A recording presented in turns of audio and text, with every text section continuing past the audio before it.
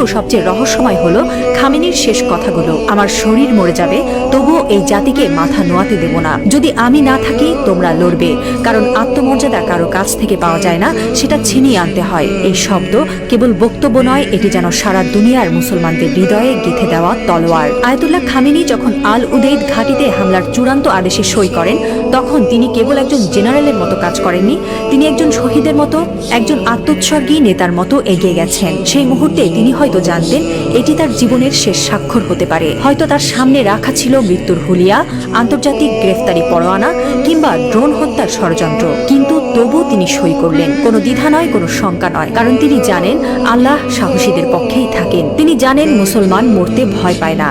যারা আল্লাহর পক্ষে থাকেন তারা জানে মৃত্যু মানেই পরাজয় নয়, বরং আত্মত্যাগী বিজয়ের শুরু। এই একজন মানুষ এখন আর কেবল ইরানের নেতা নন, তিনি হয়ে উঠছেন সারা বিশ্বের মুসলিম উম্মার প্রতীক। একজন বিশ্বাসী, একজন অটল মুজাহিদ, একজন সাহসী পিতার মতো তিনি বলছেন, আমি থাকি বা না থাকি তোমরা লড়বে। হ্যাঁ মুসলিম উম্মাহ, তোমরা মাথা নিচু করো না। লা ইলাহা ইল্লাল্লাহ, আল্লাহ ছাড়া আর কোনো ইলাহ নেই।